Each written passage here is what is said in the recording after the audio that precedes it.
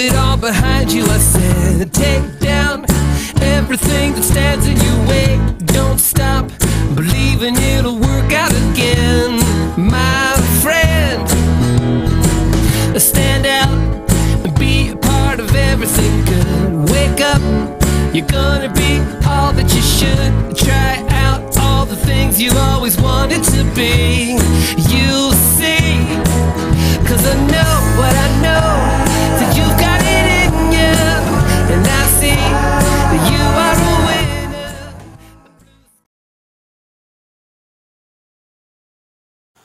Hello.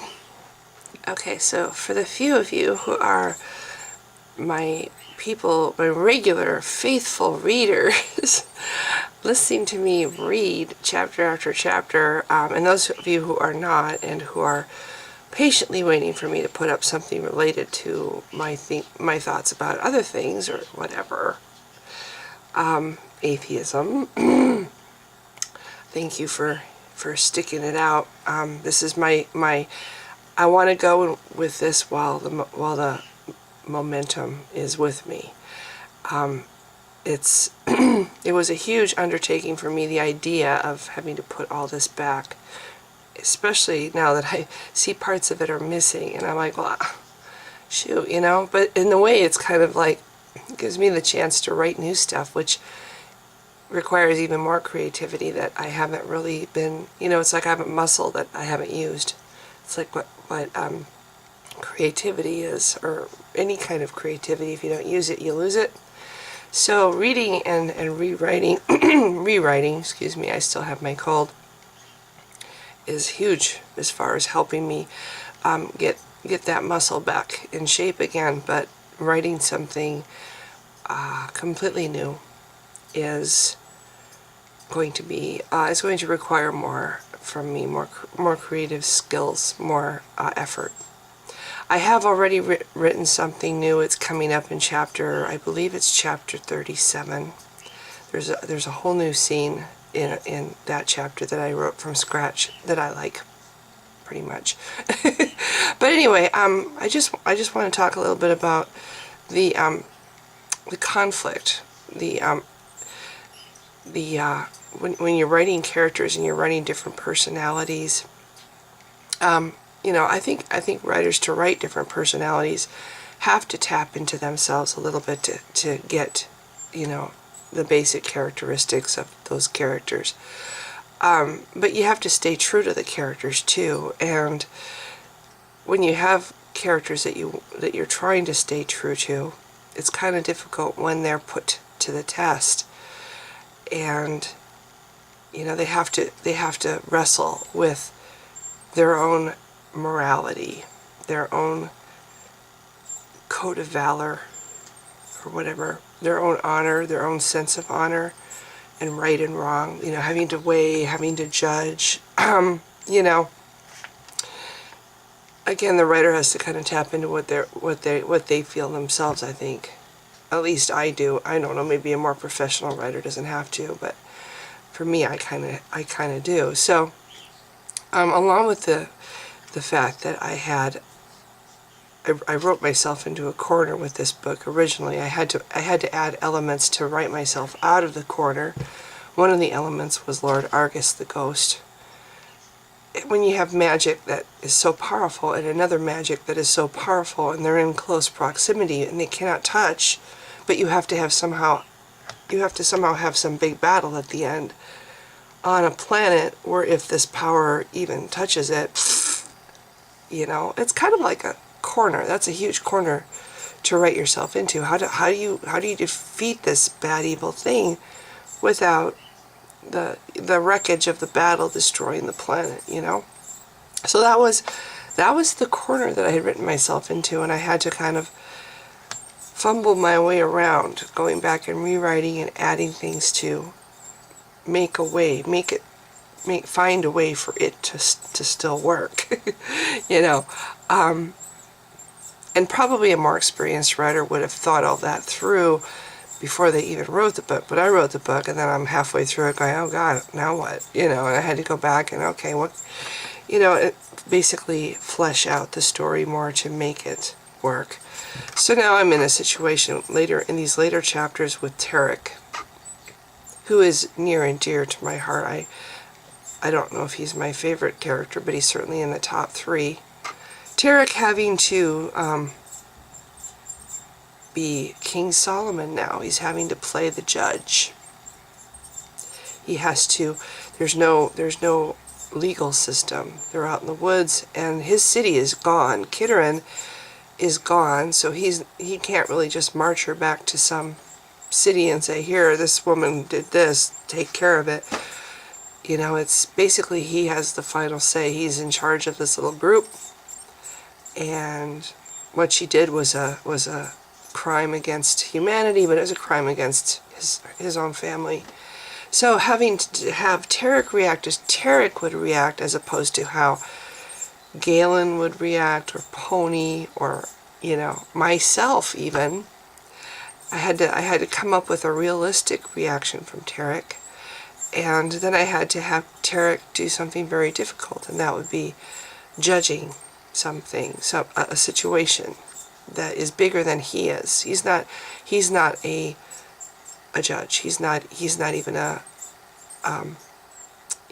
law enforcer. He's just a guy who grew up on a horse ranch, more or less, and now he has taken it upon himself to strike a blow against this evil force that is harming this new adopted world of the humans.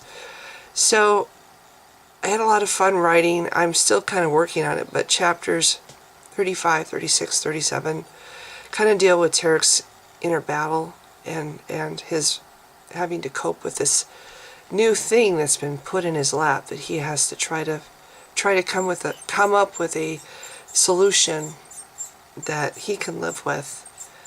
And, you know, I don't want to give too much away because I haven't posted chapter 35 yet, or 36 or 37, but ultimately Tarek is looking for all the tools he can find.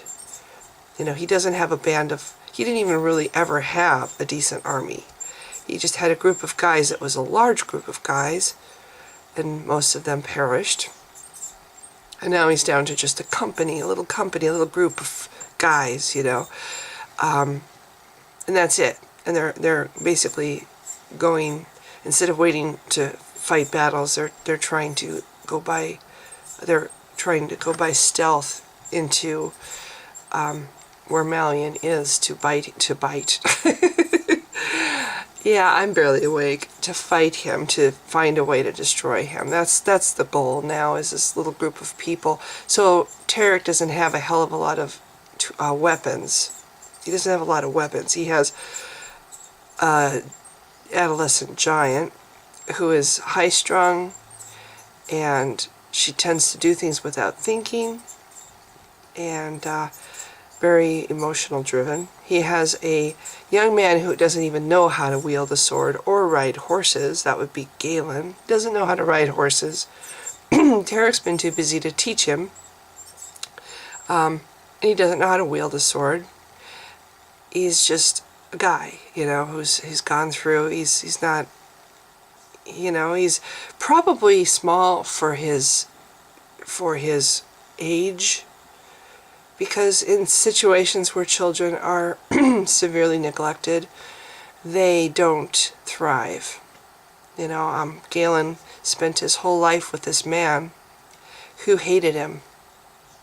You know, he basically was a walking reminder of the woman who cheated on him. Seth Laval hated Galen and would have been happy to find him dead in the snow one day. You know, he just hated Galen. And so, you don't really get into a whole lot of what happened to Galen in his young life, but he's small because, you know, it's not just because he's a small person, it's because he grew up without food. He was neglected. He didn't thrive as a child. So I have read a lot about feral children.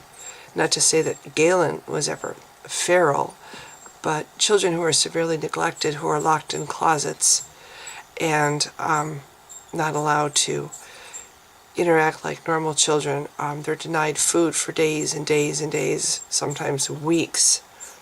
tend to come out, 12-year-old, 15-year-old children who weigh under, 80 pounds. They come out extremely emaciated. They never really catch up as far as their, they might get healthy again, but they're not going to exactly suddenly be the same height that they would have been if they had been in a healthy environment. So Galen is a small, fragile person for a guy. He's trying very hard to be one of the guys. He's trying very hard, but he's still... The only thing about Galen that makes him a tool to Tarek is his magic, is the staff.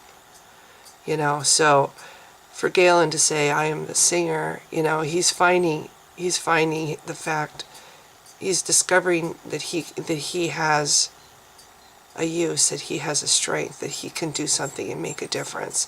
Kind of had in mind when I wrote Galen a little bit of the hobbits in Lord of the Rings, who are small and feel, they're so small, how can they make a difference? But they do.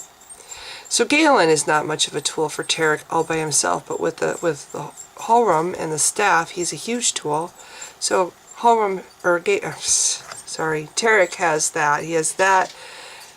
And then he has a young lieutenant that would be Lieutenant Roth, who is he's very capable. He's very capable. He's like a young version of Tarek, but a hothead. He is a warrior, and the two guards are warriors. So he's got, and now Virgin's back. Virgin is kind of like the camp organizer. He's the one that sees to it being set up. He's the one that takes it upon himself to feed the others. He tends to take care of the animals and, organizing the supplies. Virgin is the second in command. He does all the other stuff. Tarek's too busy figuring out what they're going to do and whatever. Virgin is the guy behind the scenes that does a lot of the heavy work. And he's also a warrior. But that's all that Tarek has. So that's another thought that came into my mind. And then there's Pony, of course, but Pony is not really a tool. He's kind of this is in the background and maybe it'll help, maybe it won't kind of thing. I'm sorry again it's like, again, Lord of the Rings, you have the Lord of the Eagles and the eagles that come and it's a tool that Tolkien used. Anytime he wrote himself into a corner, okay, well, let's bring the eagles in to save the day. Pony could be a character like that. I'm trying very hard to not let him be that kind of a character, that kind of a tool. I don't want Pony to be... They get himself a corner and Pony comes and fixes everything. I don't want Pony to be that way. But Pony is still a potential aid for Tarek. And so then now you have this new character. She's not new, but she's new to that part of the story. And that's another thing, that it's a potential tool that Tarek can use. And that's another thing that he has to weigh when he's making his his decision. Do I throw away this tool, or do I, is there something I can do with this? Is there something I can, to give me a little bit more of an edge, because right now I don't have much going for me, So that's kind of what the battle is going on with Tarek in the next 3 chapters. And it was a lot of fun to write. It's a lot of fun to write stories, and people who think that it's this huge, I can never write a book. I can never. That's just too much to write a book. All writing a book is, at least for me, and maybe again other real. I don't think of myself as an author because I've not published, but published authors, maybe it's different for them. But for me, writing a book is as simple as writing short stories. All a book is a collection of short stories that you string together. And you have, in my opinion, every short story, if you tweaked it a little bit, every chapter, if you tweaked it a little bit, could be a short story all by itself. Every chapter should have some kind of little climax in it, should have information that's important, should definitely bring the story forward, so every chapter needs to do something. but there needs to be like a book has to have a climactic moment. I believe every chapter should have some kind of a climactic moment, and the book itself has to, have that climax to it, and beginning, middle, end with the climax. Some people have the climax at the end, some people have it in the middle. Anyway, so I don't think writing a book is really that hard. You just have to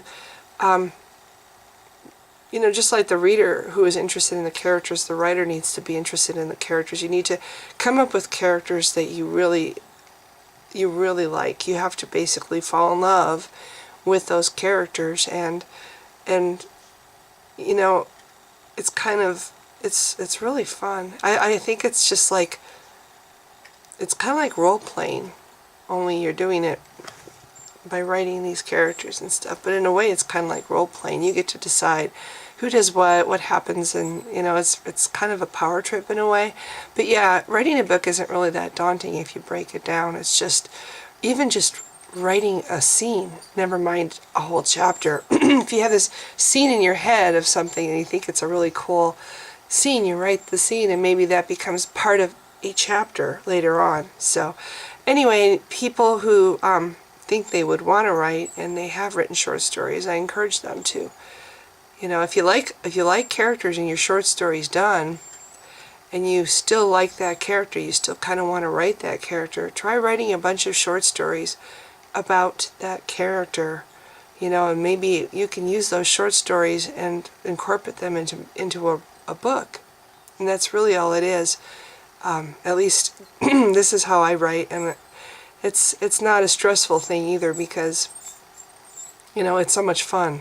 So anyway, this is a really long video now, so I'm going to end it. I just wanted to explain a little bit of what's coming up in the next 3 or 4 chapters, and the kind of thinking I had to do to make Tarek, to help Tarek, basically to show Tarek going through his own struggles with this new problem that's been put in his lap. So if you've been watching, thanks, and thank you for those people who have stuck it out and are still listening to my chapters. I am very flattered, and I feel it's everybody who creates things likes to have some kind of audience, likes to feel like they've entertained somebody with what they do. So thank you so much if you've been reading, or I should say listening to my chapters.